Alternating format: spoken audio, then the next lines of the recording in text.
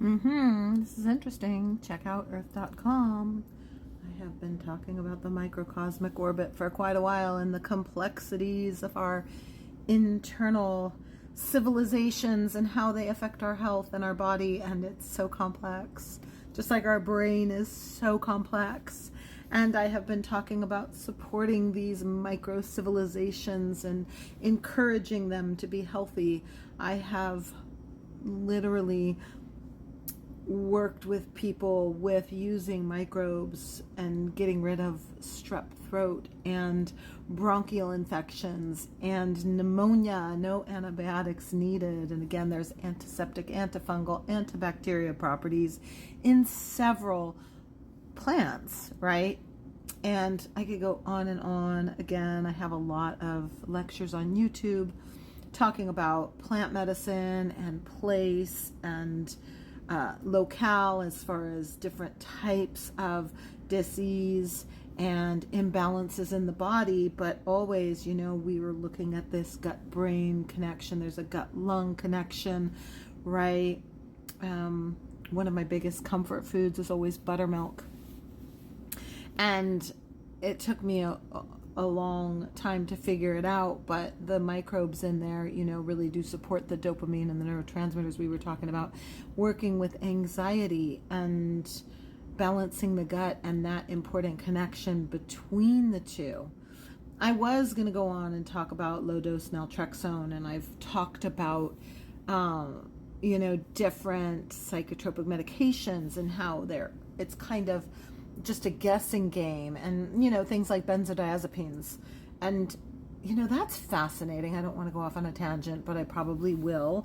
I went down that rabbit hole a long time ago. I read what the American Medical Journal said for recommended prescription for benzodiazepines, such as Xanax or Valium or anything, and it's very okay for like an acute situation. It is a tranquilizer, right? So the prescribed or recommended prescription for an acute intervention where somebody has been through a traumatic event is 10 days, 14 days max, 10 days active with a 3-day taper written into the script, I believe. But the taper down is written into the script, because if you've been on benzodiazepines for any period of time, you run the risk of seizure if you just stop using.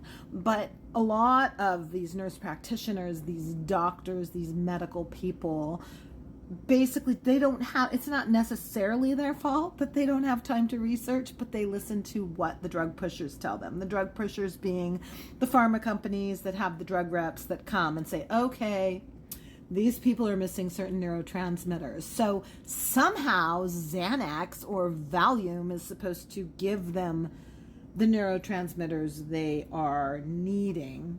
Apparently the FDA just came out and said that isn't accurate. But I was fighting this 20 years ago. I was writing to doctors that were misprescribing benzodiazepines. So it's a front door, back door business. They're making money coming in, and then they're making money coming out, because people who haven't managed their anxiety and are using these medications to manage their anxiety, if they're using something like benzodiazepines, then they're afraid to come off. They're experiencing all types of side effects. They're getting medications for the side effects that they're experiencing from benzos, some of which are like tinnitus. There's different types of issues with different organs in the body. Anyway, I could go on and on. The FDA finally confirmed, what anyone who's done any research or cares has known for a really long time. So hopefully these drug pushers are being pulled back so they can stop harming people. But rehab facilities make boatloads of money on getting people off of pain medication and off of anti-anxiety medication. A big part of the reason I went into hypnotherapy is because one of my areas of concentration was long-term pain management and sensory experience.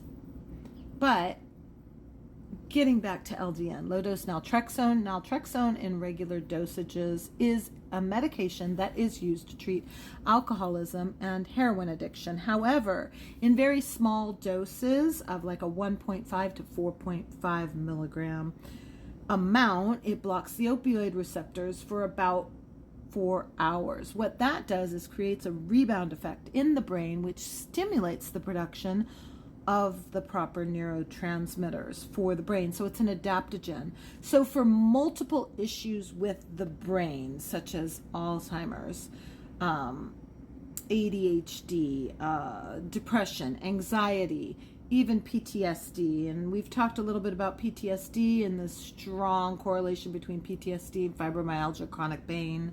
They're all linked, right? They're all linked because of the way that the hormones work, the way that the neurotransmitters work, the way that anxiety exacerbates conditions. And I was just going to be talking about low-dose naltrexone today. Research it. It's pretty fascinating. You can take it even if you're on, say, like an antidepressant or something, and then taper down off of your antidepressants if you're trying to get to a place of a drug-free life, non-prescription dependent life. You can, you never just go off of something like, say, Wellbutrin, because that effect can shock the system, and you can end up with like suicide ideation and different things of that nature. But low-dose naltrexone actually allows the brain, again, talking about plasticity in the brain, the brain is able to rewire, re-loop, reorganize, heal itself, even traumatic brain injury. It allows the brain to create what is necessary for it to heal. And it's a tool, just like everything else is a tool. So it's going to be nutrition, there's herbal supplementation, there's the, really building the gut bacteria and a good microbiome, and then, meditation, breathing exercises. And, like I said, I do clinical hypnotherapy. So working with that, retraining the looping in the brain, those neuro links, those neuro looping, right, can cause people to become addicted to their own brain chemistry and their own hormones. So retraining thinking patterns of behavior, thinking being a behavior.